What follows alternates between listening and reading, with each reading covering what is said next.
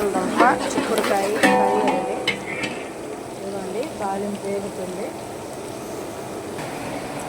టమాటా cutting, ఆలు cutting, చిక్కుడుకాయ బంగాళదుంప ఇవన్నీ మిక్స్డ్ కర్రీ అండి. ఉల్లిపాయలు వేగిపోయినాయి. చిక్కుడుకాయలు కూడా వేసేసుకున్నాం. ఉల్లిపాయలు వేగిపోయినాయి, చిక్కుడుకాయ వేసేసుకున్నాం. చిక్కుడుకాయ బంగాళదుంప అన్నీ వేసేసుకున్నాం. పసుపు కూడా వేసేసుకున్నాం.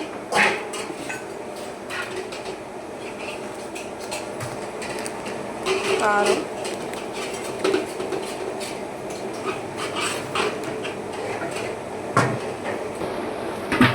ఉప్పు టేస్ట్కి తగినంత.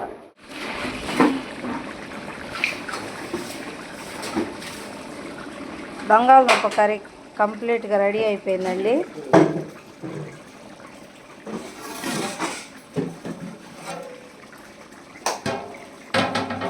ఆలు, చిక్కుడు, టమాటా అంతా కంప్లీట్గా రెడీ అయిపోయింది.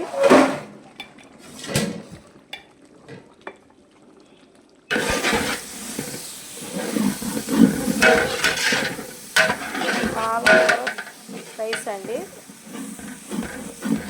పాలకూర రైస్, అల్లం పేస్టు, గరం మసాలా, చెక్క, లవంగాయలు అండి. గ్రీన్గా వేగుతుంది కదా.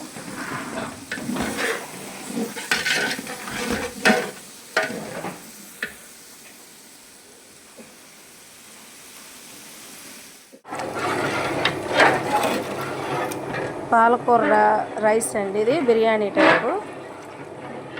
7 కేజీలకి వేసురు కూడా వేసేసుకున్నాము.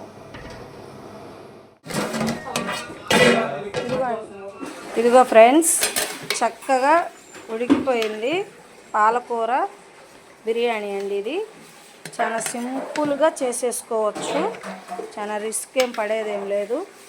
ఆకుకూర మిక్సీ వేసేసుకొని, గరం మసాలా ఆకుకూరలోనే వేసేసి మిక్సీ వేసి ఒక్క నిమిషం మిక్సీ వేసేసుకొని చక్కగా ఇదిగో ఈ విధానంతో రైసు చేసుకోవచ్చు.